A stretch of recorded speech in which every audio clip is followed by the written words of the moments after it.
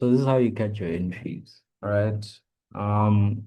So right now we're currently looking at Monday's price action, right? So obviously before we even think about our entries, if you're using TradingView, the first thing we need to do is we look at the bottom right-hand corner here by the time section. So you just click it. And if your time has not been set to New York local time, please make sure it's been set to that. Because remember, we're trading US-based pairs, so we want to be aligned with what the central banks are looking at, right?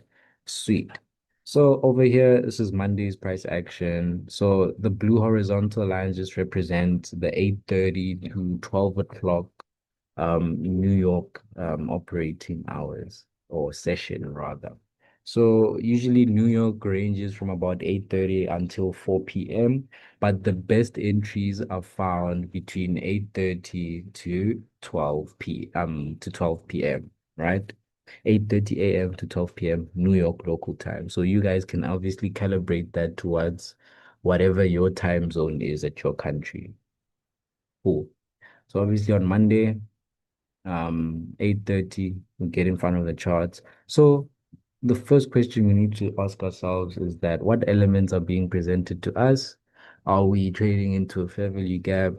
Have we swept liquidity? Are we trading into an order block? Right?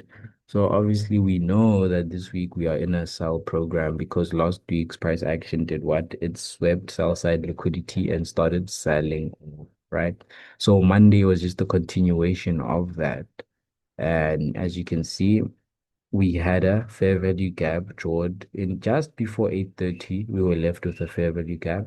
So now the algorithm refers to it, it mitigates, then that's our entry. So obviously this first entry, we could have risked about 11 pips to gain about 25 pips, which is a good trade, which is a good trade. Uh, Pay attention to this order block that got left over. So I'm gonna draw it up in like a black horizontal line, right? I'm gonna draw it up as a black horizontal line. Cool.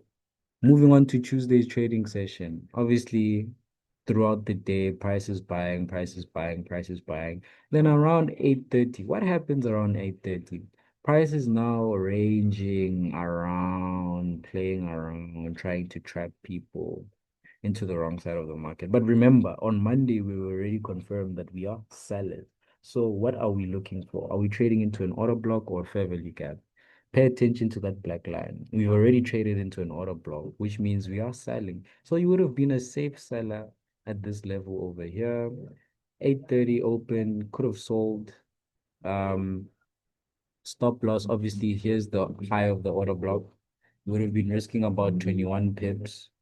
Obviously, targeting the lows here. And put it like that. On this specific trading day on Tuesday, you'd have been risking 20 pips to gain 42, which is like a 1:2, which is a pretty great setup. And as you can see throughout the day, price then later mitigates it, barely even making way for your stop loss. So essentially every day, this is what you need to do. 8:30 to 12 p.m. You look, do we have fair value gaps? Do we have order blocks? Are we trading into a liquidity pool?